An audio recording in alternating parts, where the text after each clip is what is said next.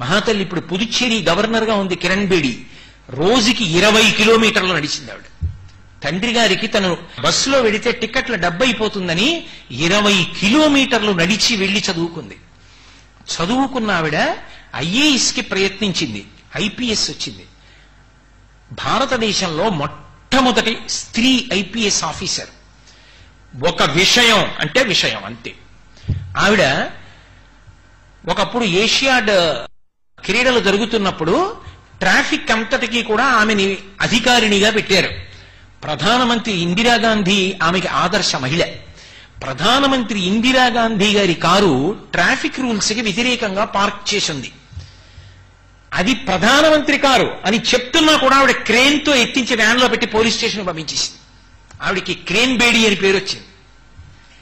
Rule అంటే rule అంతే. ప్రధానమంత్రి సామాన్యుడా నాకు అక్కర్లా, one should follow the rule.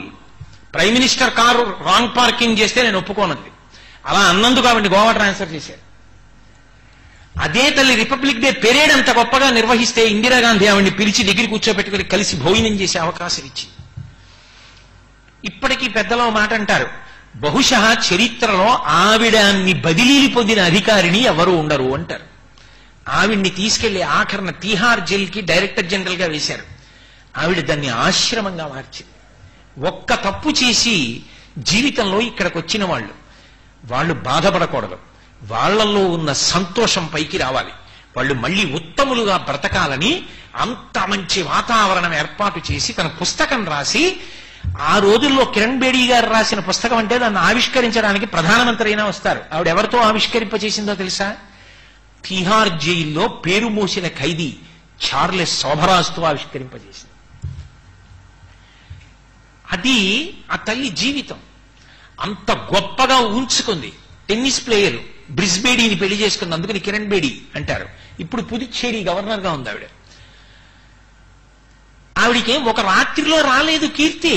జీవితంలో అన్ని కష్ట సుఖాలకి ఓర్చి నిలబడింది. ఒక లక్ష్యాన్ని పెట్టుకో, అదేదో తెల్లారగట్లేస్తానన్న లక్ష్యం లాంటిది కాదు.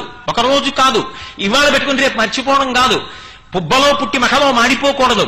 ఒక సంకల్పం పెట్టుకుంటే జీవితాంతం దానికోసం పరిశ్రమించాలి. అలా నిలబడగలగాలి, అలా కష్టపడాలి. అంత పెద్ద స్థాయికి వెళ్ళిపోయిన తర్వాత కూడా ఎంఎస్ సుబ్బలక్ష్మి గారు కచేరీ చెయ్యాలంటే 6 గంటలు సాధన చేసి వెళ్ళేది స్టేజ్ మీదకి. అది నిబద్ధత. ఆ నిబద్ధత జీవితంలో అలవాటు చేసుకోవాలి. అది కష్టపడడం.